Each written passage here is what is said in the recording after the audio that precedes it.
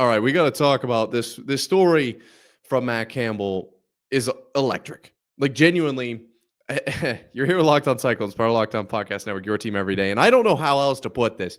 When I heard this story, it was like I was struck by lightning. My fingertips started to like kind of tingle, like kind of like felt like I was floating a little bit. Like my spine was like, maybe it was actually a little bit bad for me because I couldn't believe it. This was true electricity. And I think that this shows the trajectory of Iowa State athletics is only up and to the right. I think for you guys, that would be like this. Yeah, we're only up and to the right. And there is no end in sight. I'm a poet and I didn't even know it. All right, let's talk about what the story is and why this is so important here.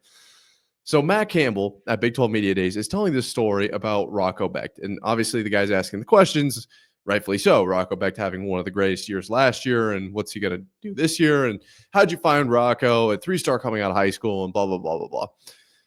This story is Matt Campbell's response. It's effectively saying that they had 4 quarterbacks watching, they were watching the film for these 4 quarterbacks, and Rocco wasn't one of them. And they didn't really know where they were going to go with their recruitment. They were, not really, it sounded like from the story, not really wowed by any of the guys on the screen. And so Matt had first, wow, we are not on a first name basis. I apologize, Matt Campbell.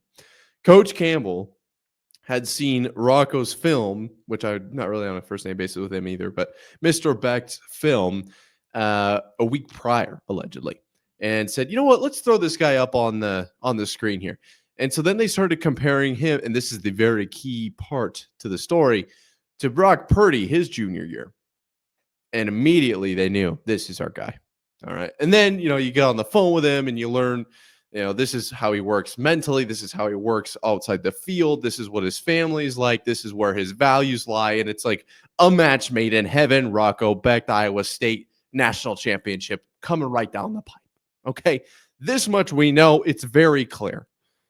However, the important nugget to take out of this story, the cowboy boot out of the McNugget box, if you will, is that there is going to be a record of excellence at Iowa State that we can base recruitments off of to build the program up. This is a first-hand, direct story supporting the evidence that as you get better, right? There's exponential to how good you get over time for multiple different reasons, right? You're good because you get better because you've brought in great players because you're good, right? So as you go from a 5-win consistently to a 7-win consistently to a 9-win consistently to a national championship contender consistently. Once you move up those ranks, you recruit different levels of players just via their perception of the school. So when you're a 5-win program and you're barely making bowl games, you're probably not going to be recruiting bringing in a lot of 5 stars without reaching out really, really early. Their perception of your school just isn't exactly great. Let's put it that way.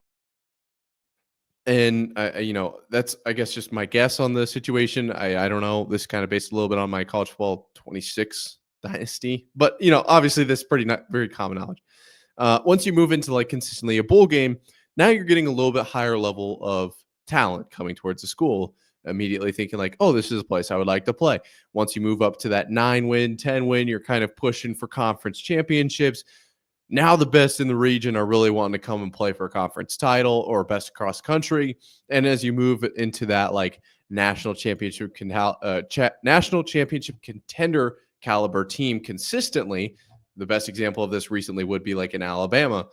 Everyone would like to play for Alabama. Everyone would like to win a national championship. So that's kind of how you move up those ranks. So Matt Campbell has taken this Iowa State program from the 5-ish win program range to now we are on the precipice of being a consistent double-digit win team or program. But I think we're much more towards that 7, 8, 9 consistently win program level. And with 3 bowl game wins under his belt, it doubles the school's total. So I think Matt Campbell's elevating the program. But to take the story that Matt Campbell told the step further, you now have the blueprint. You now have the success from the prior years that when you're doing these major recruitments, you can build off of your past. You don't have to reevaluate film every single year like it's the first time you're clicking play on a video, right? You can go back and say, what did Brees Hall look like at this time in his career? What did Will McDonald? What did Rocco Becht now? And that's the point, is it goes from Brock Purdy to, we base Rocco Becht maybe off of that a little bit. Who are we evaluating next? What do we see from Rocco Becht and Brock Purdy game film that is reflected in this future, recruits or potential recruits film? So that's how this builds, right? You build success year to year, and I do think that Iowa State is very much in the running to be a 10-win program again this year.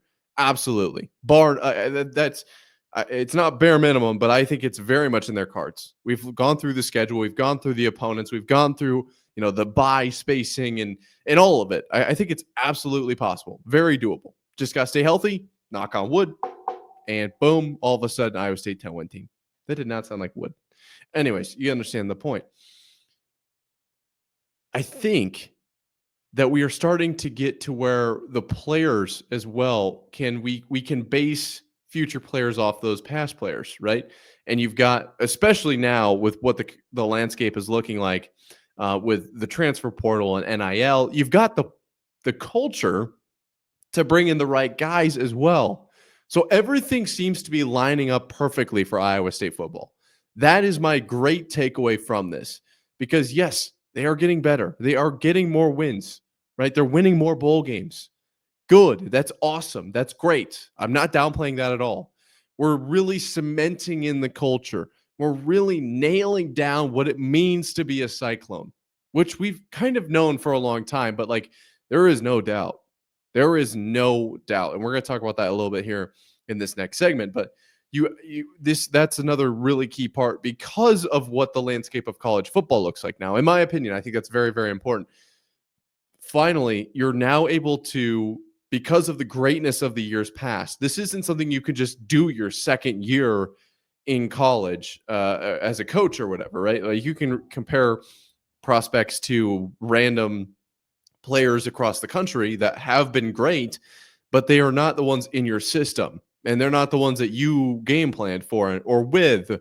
Now we're at the point where you can take a look at past players that have been great and are in the NFL now and come play for Iowa State because it's the greatest place on planet Earth for all of you prospects out there.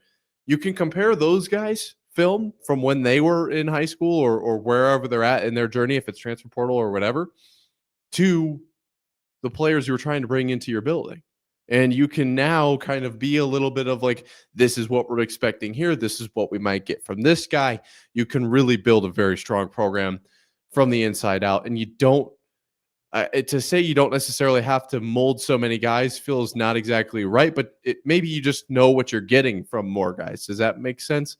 I think this was a huge story. To me, this immediately, I was shooketh, if you will. To hear that that was part of the process in selecting Rocco, because that means for years to come that we're picking the right guys. We just are. I think in the next 5 years, Iowa State will have 2 minimum Big 12 championship titles. Minimum.